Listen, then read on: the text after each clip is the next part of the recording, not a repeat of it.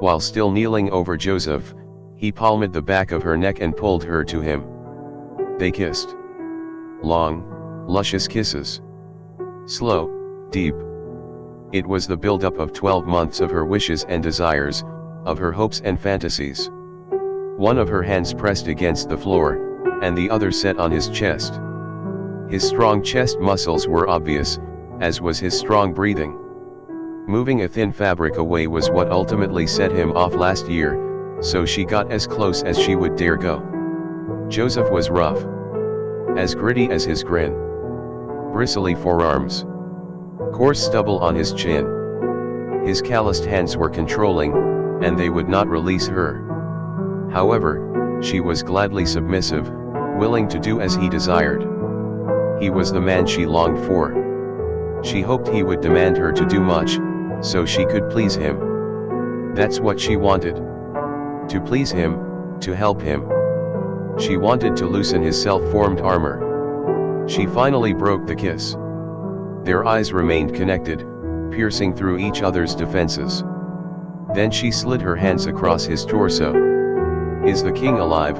she whispered throatily.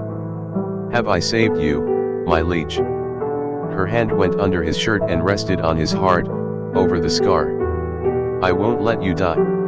I am here to protect you," she said. She felt his heart beating fast. He simpered. Suddenly, Lois felt his body tense. He rolled her over onto her back. Their eyes remained united. She was below the man she just learned she loved. He had been a laborer, a hardened marine. War-torn, battle-scarred physically and emotionally. "You have saved me," he said simply. He leaned close and kissed her hard. His kisses were as hard as he was. Their noses crushed together, their lips pressed tight, their tongues fondled the other. This kiss made Lois wild. She had waited for a year, for what seemed a lifetime, for his kiss, to be in this position.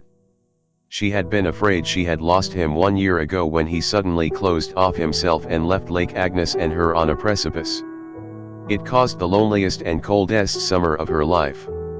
The moment he left, she locked away her feelings for him and for love, even for everyday joys and blessings.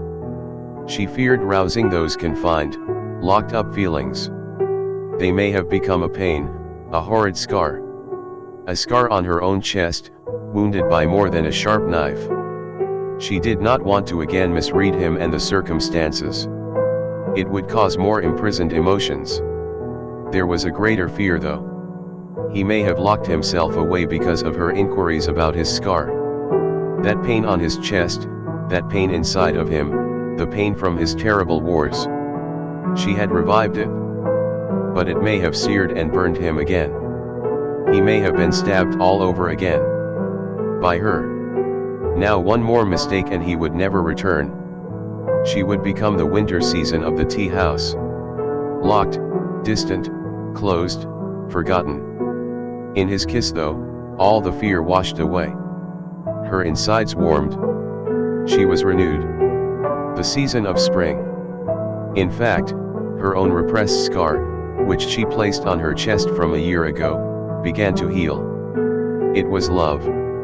Love had resurrected in her.